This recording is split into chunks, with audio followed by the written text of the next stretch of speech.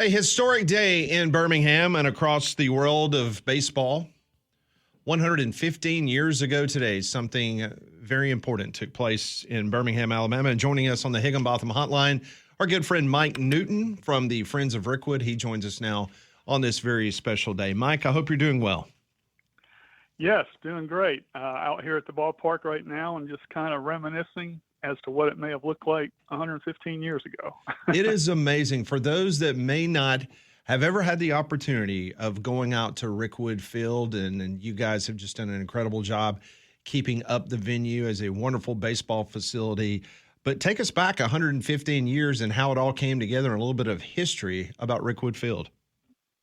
Yeah, so actually I'll turn back the clock even one more year prior to that. In 1909, the Birmingham Barons, they were playing Class A ball in the Southern Association at West End Park, and the field was also known as the Slag Pile. That doesn't really bode well to have that name, and it was really an open field with not a whole lot of pizzazz to it. It was not kept that well or anything, and the Barons were in the middle of having 3 consecutive poor seasons at the time, and the fans were getting restless. They didn't like going there. They didn't like watching a losing team, and the field was in such horrible shape. It's even documented, you'll laugh at this, that one time the grass was so high there was a ground ball hit to the side of the shortstop that went past him a little bit, and it was lost in a hole, resulting in an inside the park home run. And so maybe it's the shortest inside the park home run on record, who knows. But yeah, and then finally in January of 1910, a local industrialist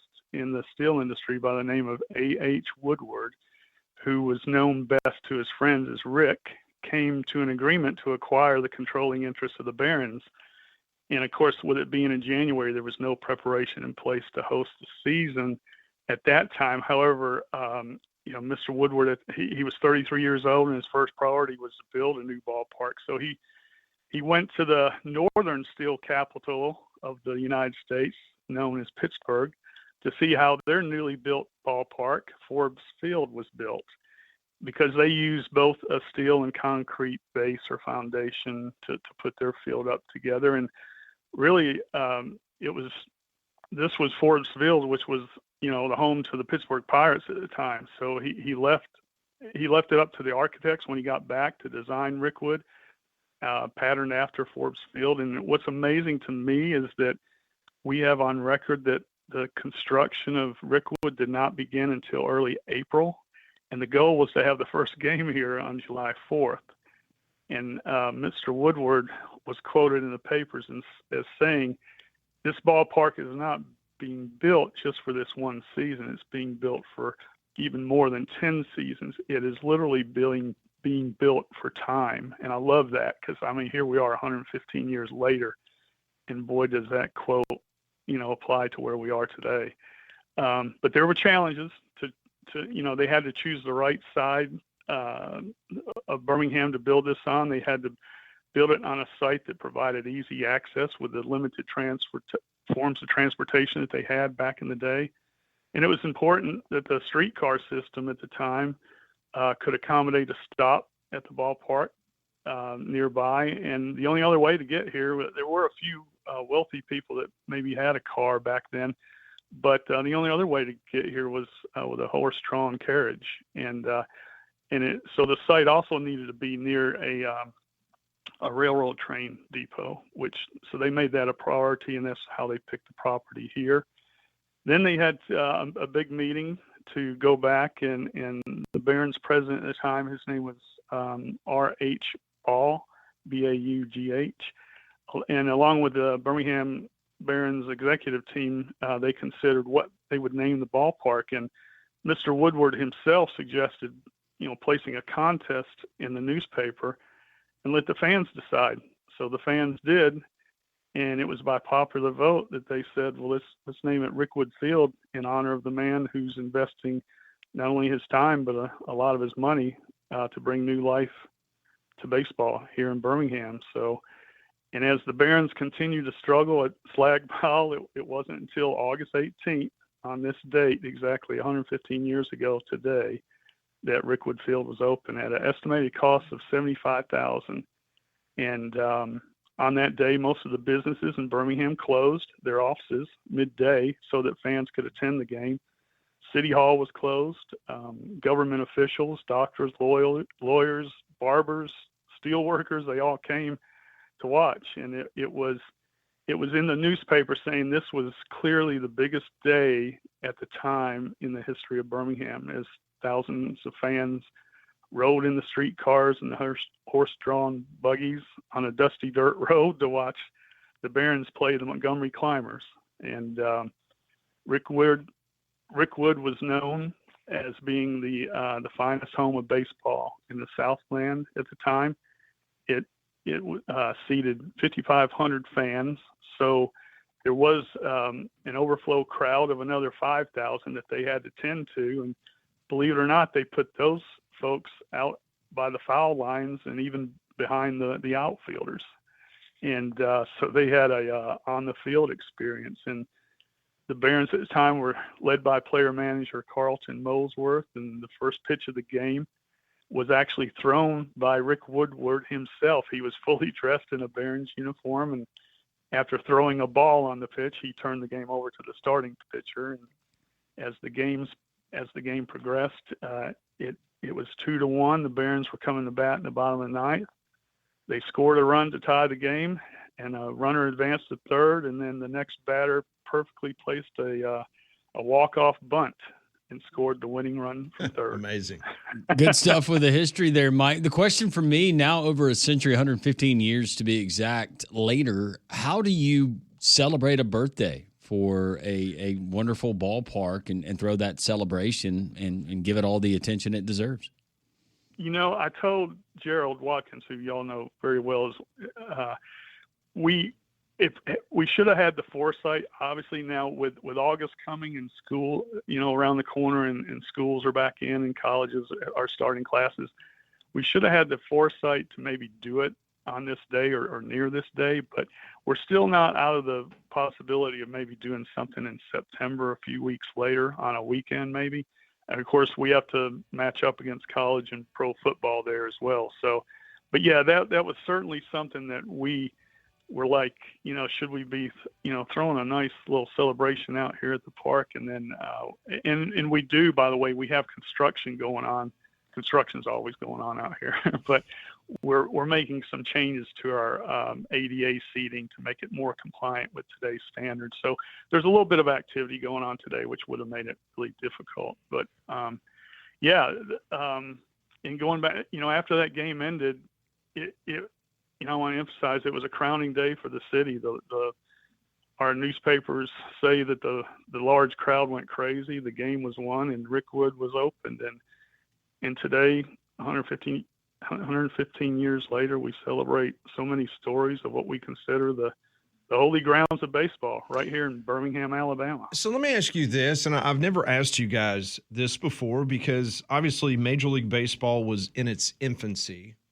And this brand new stadium is built in Birmingham. Was there ever a time that Birmingham was maybe on the radar of Major League Baseball dropping a team in the Deep South? Was that ever a remote possibility? And was Rickwood a facility that could have been expanded to the point to where Major League Baseball could have been played here? Nothing that we have on record leads us to believe that. And as you said, Pat, so in 1910, when the first game was played here, Birmingham was considered to be a Class A team. And it was not, as you mentioned, not affiliated with Major League Baseball at the time. There was the minor leagues back then were not, particularly just designated for a certain team. That came around in the 30s. And so, nothing that we have on record. However, I will tell you that even Atlanta, who played in the same league, and Memphis and New Orleans, they were all a part of that Southern Association at the time.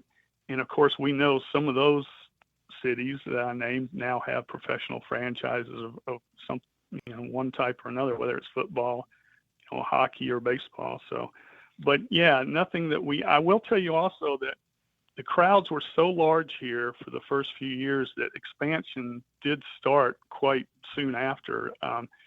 if you can visualize the way the Rickwood Field looked back in 1910 was where the dugouts are now. That's where bleachers were, whereas on the left side of where the dugouts were, that's where the seats were.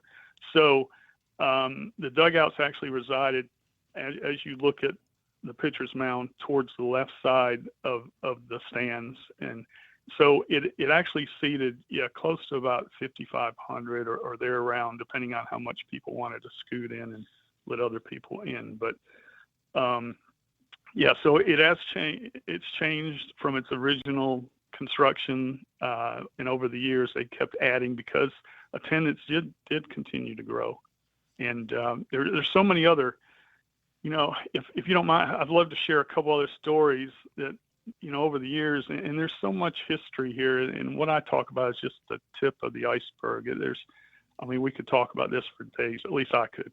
And but how about the story of a 17-year-old who in 1948 made a 4-mile trip from his home ballpark from his home to the ballpark here, and he fulfilled his dream of playing baseball in the Negro Leagues at Rickwood with the Black Barons. And we all know 31 years later, that 17-year-old was inducted into the baseball's Hall of Fame, possibly as the greatest player ever to have played the game. And then a story that I love to tell people that don't know, in 1931, there was a 13-year-old Barons bat boy who developed his love of baseball here at Rickwood. And years later, that young bat boy became the owner of the Kansas City A's in 1960. And then in 1964, his love of Rickwood Field came full circle by bringing the Kansas City AA team here. And that young boy, as we all know him to be, was Charlie Finley. Yep, Charlie O. And he later moved the Kansas City franchise to Oakland in 1968. But boy, he brought some talent here over the years. Reggie Jackson, Vida Blue, Joe Rudy, Bert Campaneris, Raleigh Fingers, all those guys played here when Finley ran the program. And Finley he frequently sat with his close friend Bear Bryant, who was actually a season ticket holder here. And we've got pictures of him sitting with Bear up in the stands. Amazing. And, Bear actually threw out the first pitch in 1967 when they had Reggie here. And Bear's son, Paul Jr., was the Barons GM here for a short while. Yeah, do you remember that? Yep. Yeah. Well, Mike, listen, it's a great anniversary, 115 years young. Rickwood Field. It's going to be around for many more generations to come. I can't thank you enough for hopping on with us and giving us a little date back in history as that just incredible facility was built here in Birmingham, and all of baseball fans worldwide appreciates that greatly. Give Gerald and everyone our best, and hopefully we'll be out there very soon. We'll do it, and we invite people to come out and give a tour and buy some of these books that have even more history written by Art Black. And we just welcome people to come down and pay us a visit. That sounds great. Thanks, Mike, very much. And although your Yankees swept my Cardinals over the weekend, I still appreciate you and Conrad and people like that. So yeah, I went easy on you, Pat. I figured Conrad had already stuck that knife in the back there. So. That's okay. That's kind of the last 3 years for me and the Cardinals, but that's fine. Mike, very best, and hopefully we'll see you soon. Thanks, Mike. Go Braves. All right, thanks, guys. Bye. Thanks. That's Mike Newton joining us on the Higginbotham Hotline. All of our guests join us on the Higginbotham Hotline. You deserve solutions that are built for you. Higginbotham is your one-source solution for insurance, financial, and HR services. Back to the college football discussion, what Hugh Freeze told us earlier, all of that and more. Three-Man Front continues here on this Reaction Monday on Jocks.